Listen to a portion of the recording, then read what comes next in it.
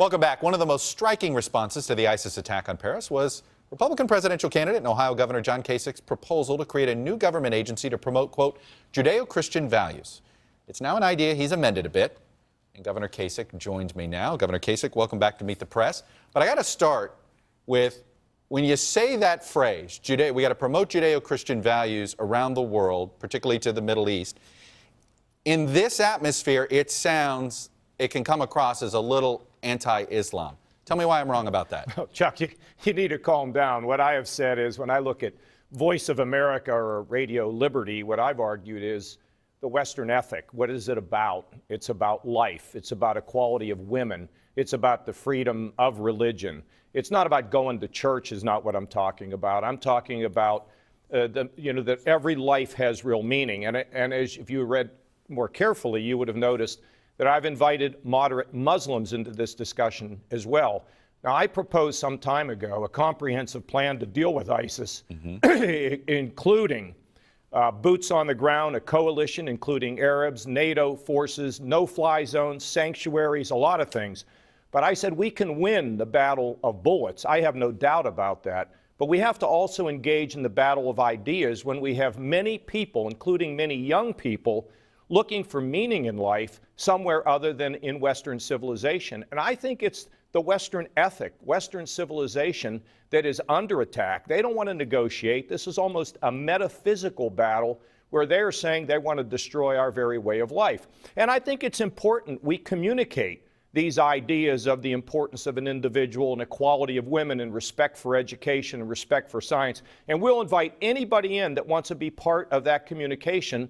And frankly, I am proud to see so many moderate Muslims beginning to stand up and condemn the attacks in Paris and to say that their religion has been hijacked. So I think it's very important that we all come to grips with the fact that we've got to communicate who we are.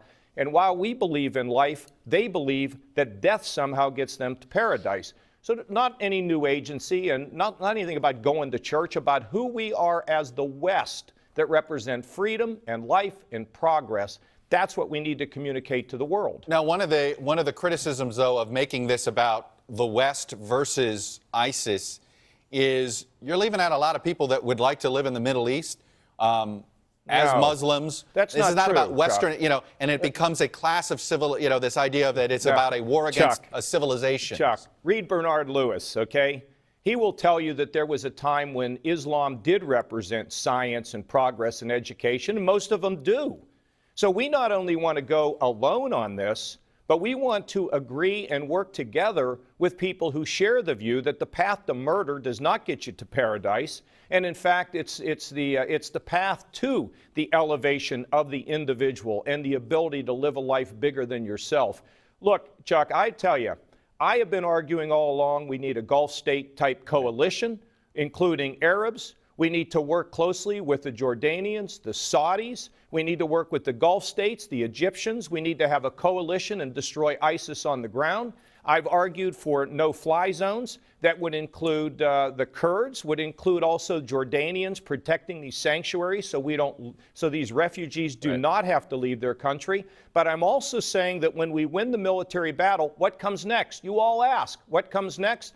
Well, what we've got to make sure of is that we stop the radicalization of people, and we can do it together.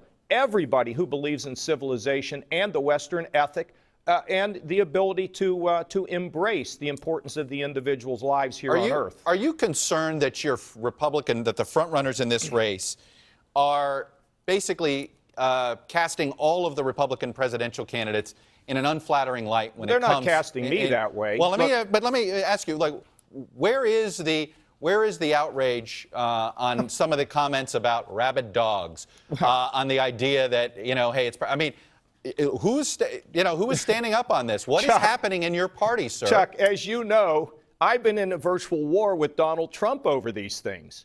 I flat out condemned the idea that we were going to have Muslims register. I can't help it that maybe you didn't have a camera out there, but the fact is I condemned it as soon as it came out of his mouth. So why is it helping? acceptable. Why is it helping? Why is this appealing? Why is it working? Why do you think Trump is working? Well, Chuck, look, I don't know how much he's working, and I don't know who they're surveying, and I do believe in polls like you do, but at the same time, who are they surveying? And are these people for real? I don't think so. I think at the end, when you don't have experience, when we look at this critical nature of foreign policy, I listened to a lot of what Leon Panetta had to say. I agree with much of it. Much of it I've already said. And the idea that we're going to repel an entire group of people on the basis of their religion, it's nonsense. And look, as you know, I've been in a Twitter war with Donald Trump, and experience does matter. And I have a lot of it, Chuck. That's why I have a solid plan very quickly, ISIS and rebuild our military. Last question. Bill Bratton, Commissioner, New York City Police Commissioner, says he wants Congress to ban the ability of anybody on a terrorist watch list, even if they're an American citizen, if they're on a terrorist watch list, that they cannot buy firearms. It's a proposal that's sitting in Congress. The NRA is not happy with it. Where are you on it? I've never heard it until right now. I have a lot of respect for Bill Bratton, but I will also tell you that Americans want to defend themselves. And what we really need to focus on firearms right now is making sure that states use their databases to upload the people who have mental illnesses. And if we want to examine people who are on terrorist watch lists and not let them buy a gun, I mean, it's something that ought to be considered. That's the first I've ever heard of it. Fair enough. Governor Kasich, I will leave it there. All right, Chuck. Thank you. Stay safe on the trail. We'll talk. Hey, NBC News fans, thanks for checking out our YouTube channel. Subscribe by clicking on that button down here, and then click on any of the videos over here to watch the latest interviews, show highlights, and digital exclusives. Thanks for watching.